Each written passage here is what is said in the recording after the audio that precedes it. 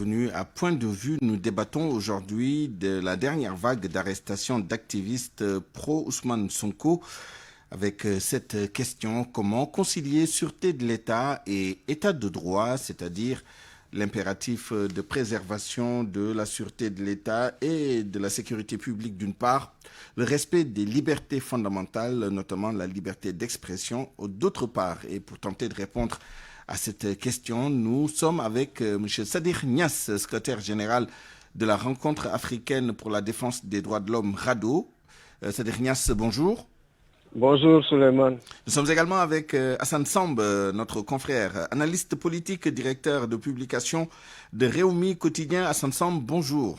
Bonjour Suleiman. Alors, Sadir Niasse, quelle est la réaction des organisations de défense des droits humains au lendemain de cette dernière vague d'arrestations, celle de Hassan Diouf, Guy Marius Sagna et Clédor Sène, et les arrestations qui se sont produites un peu plus tôt, c'est-à-dire à la suite des manifestations du lundi 8 février, avant d'entrer dans le vif du sujet?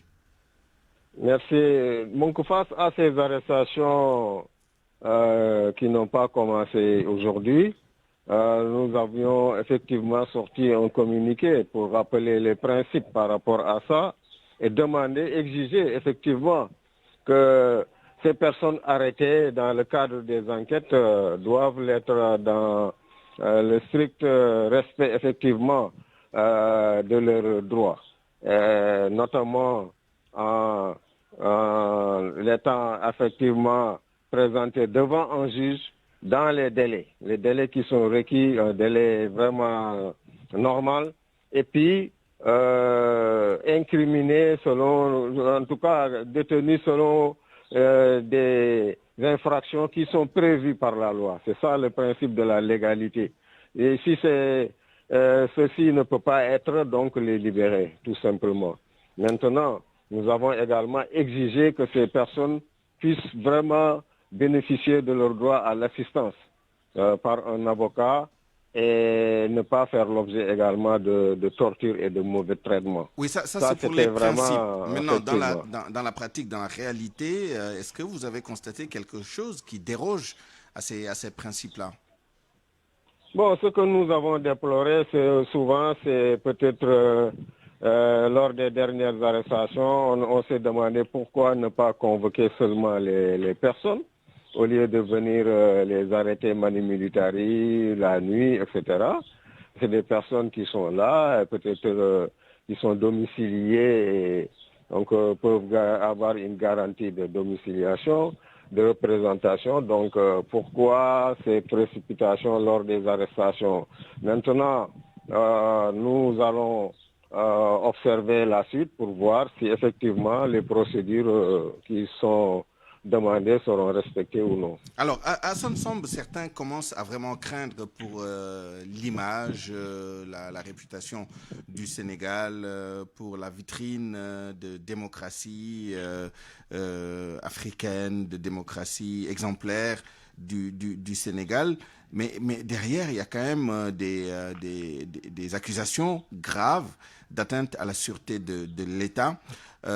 Quel compromis trouver entre l'exigence de protéger quand même la sécurité de tout le monde, enfin de protéger tout le monde, d'assurer la sécurité de tout le monde, et en même temps respecter les droits fondamentaux, notamment la liberté d'expression?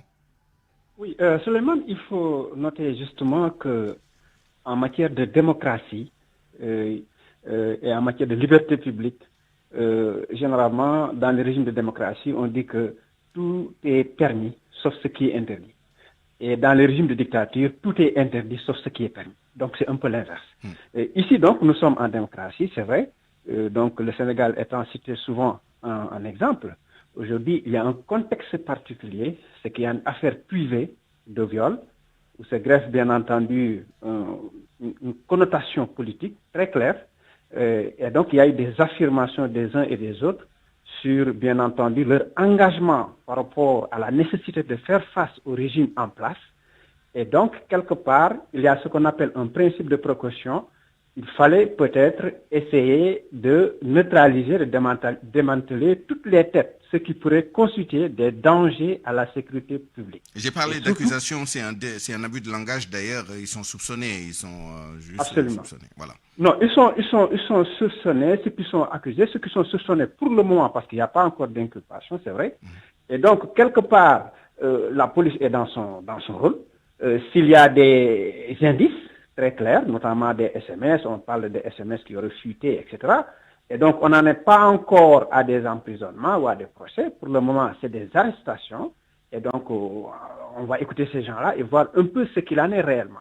Et il ne faut pas oublier que dans cette affaire, il y a une police judiciaire de la gendarmerie, notamment la section de recherche, qui semble avoir été décisive au profit de la police judiciaire de la police, excusez-moi de la répétition, qui se trouve être la division des investigations criminelles.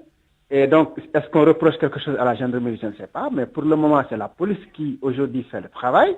Mais ce travail-là, c'est bien entendu selon des stratégies nettes qui sont mises en place, notamment essayer de voir là où pourrait se trouver le danger et essayer d'anticiper. Mais est-ce qu'il s'agit d'un dessaisissement? Parce que ce sont quand même deux volets différents d'une même affaire. La section de recherche s'est occupée du volet lié aux accusations de Adji Sarr à l'encontre de Ousmane Sonko pour des faits de viol présumés. Et la division des investigations criminelles s'attache plutôt à régler le problème des manifestations et des menaces à la sûreté de l'État, à la sécurité de l'État, aux incendies criminels, etc. Absolument, c'est l'un dans l'autre. On est toujours dans le cadre de la police judiciaire. Absolument. En tout cas, la police judiciaire, elle est une et indivisible, ça je peux le confirmer.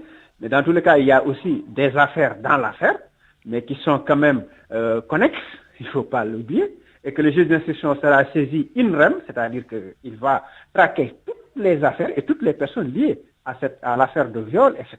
Et donc on verra ce qu'il en sera pour le volet judiciaire. Mais dans tous les cas, du point de vue des libertés publiques, on n'en est pas encore, bien entendu, à peut-être critiquer la démarche du Sénégal. On verra ce qu'on fera de ces affaires-là et quels sont les éléments de preuve dont les enquêteurs disposent effectivement pour mettre en cause ces personnes qui sont aujourd'hui ciblées.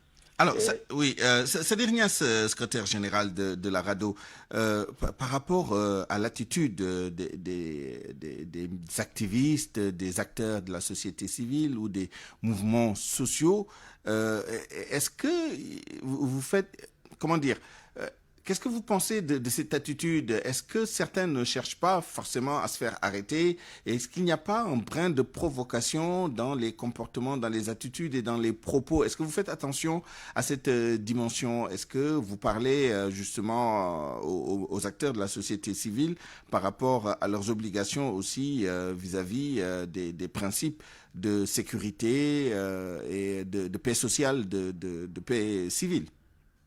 Oui, bien sûr que nous on a toujours lancé un appel en direction de tous les acteurs, y compris les acteurs de la société civile, de vraiment garder des propos qui peuvent inciter à la haine, à la violence, ou bien des propos injurieux, d'autres formes de propos qui peuvent semer le trouble. Nous avons lancé cet appel et nous veillons effectivement à cela pour que cela ne puisse pas provenir de la société civile. En tout cas, dans de pareils cas, comme le disent certains, on fait attention à ce qu'on appelle la proportionnalité. Le principe de proportionnalité, est-ce que vraiment il y a... C'est l'image de la balance entre l'efficacité de la prévention policière des troubles, etc. et effectivement le respect des libertés. Et sous cet angle, effectivement, nous sommes là, on est vigilants, on lance un appel à tous les acteurs de la société civile comme les acteurs politiques, effectivement, pour qu'ils puissent apaiser les tensions entre les acteurs et effectivement éviter de verser dans la provocation.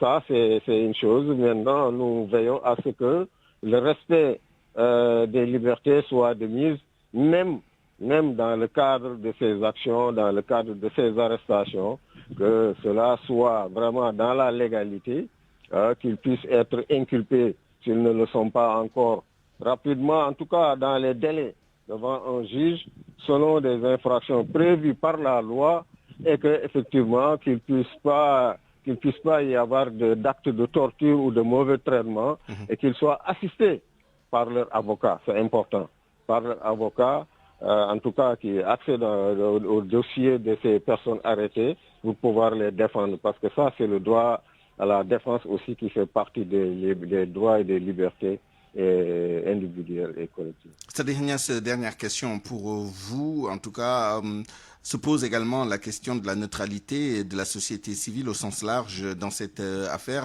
Qu'est-ce que vous en pensez? Non, la société civile doit être non partisane. Nous, on ne doit pas être de bord et d'autre. Parce que dans cette affaire, s'il s'agit de l'affaire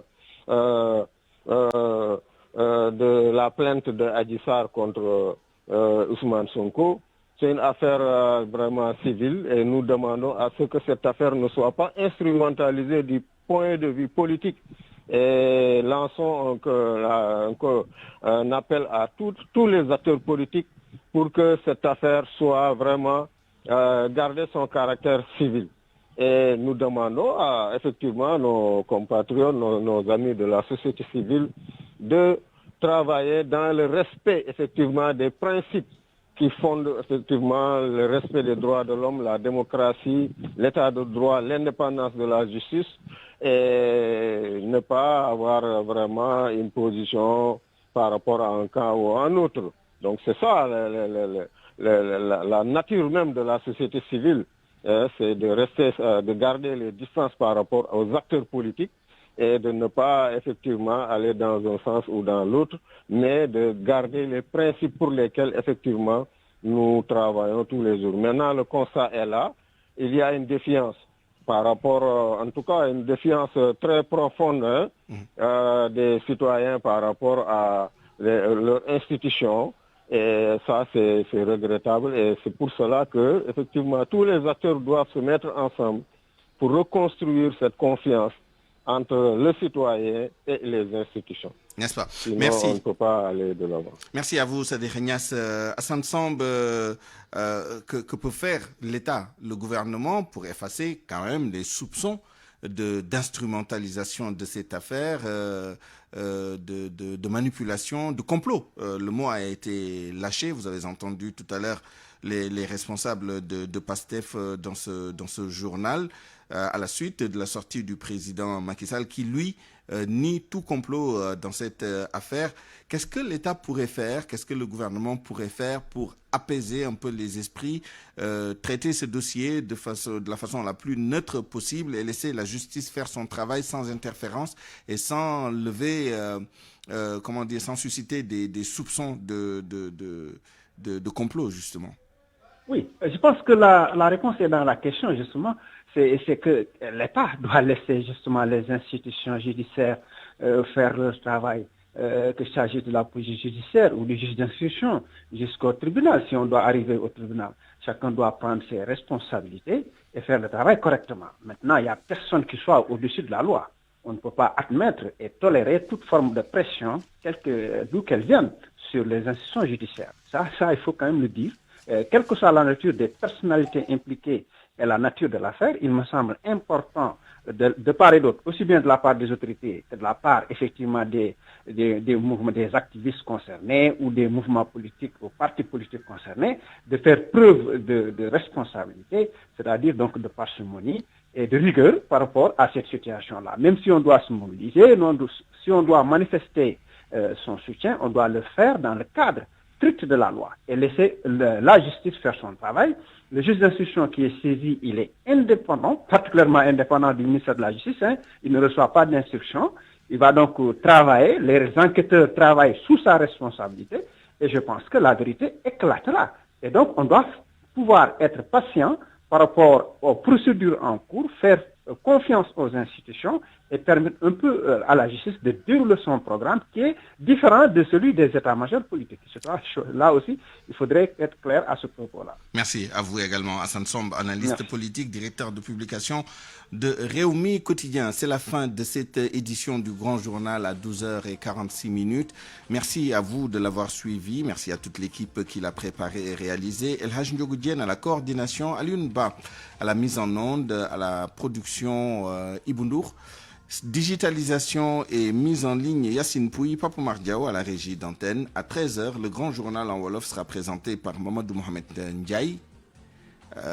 Pape à Barthélémy Ngom, me dit-on. Tout de suite à l'eau présidence, excellente suite des programmes sur la RFM.